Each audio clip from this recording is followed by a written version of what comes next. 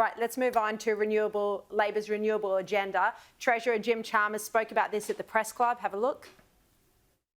The global net zero transition will also reshape our revenue from resources.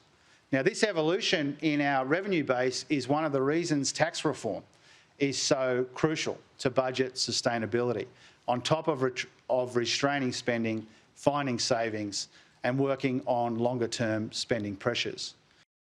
All right, Matt, I know you're fired up about this, and it does sound like net zero could be more expensive than we have been told. Absolutely right, Sharri. This is a shocking admission from the Treasurer that we're really hearing for the first time officially. Unofficially, and myself have been pointing out the fact that net zero is going to cost Australia a fortune, particularly given our second and third biggest exports are fossil fuels. But what we've seen from the government to date, until this shocking admission, is that somehow, no, that's okay, they say, because we're going to become a green energy export superpower, and primarily with something called hydrogen. Sometimes there's an idea we'll export solar power through the Northern Territory as well, these crazy ideas. And the idea, I suppose, or the assumption has been that, well, those income streams, those export revenues will just simply replace, they may even grow further than what we export from coal and gas. But the Treasurer has just admitted that actually pursuing net zero is going to come at a major cost to the federal budget.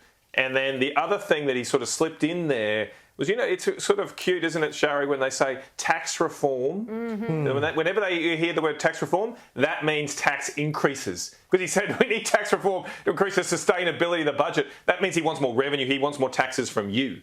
Yeah. And it would be nice if politicians just said what they mean sometimes. I know. And clearly what the Treasurer means right now is to increase your taxes. Indeed, there's a lot of tax hikes disguised as reform. Let's turn to the breaking news this afternoon that a SpaceX rocket exploded during routine testing, and it doesn't look like Elon Musk has commented yet. Maybe we can have a look at that vision as we're chatting.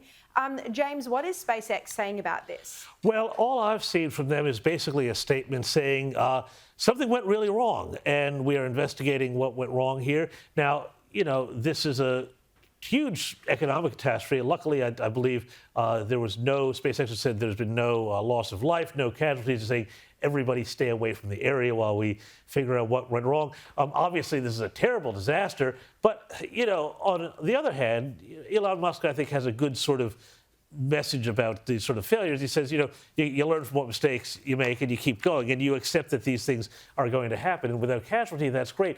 Space exploration is going to be a dangerous business, but I am one of those people who actually think space exploration is also, a good idea, just from a technological, scientific, and humanity point of view.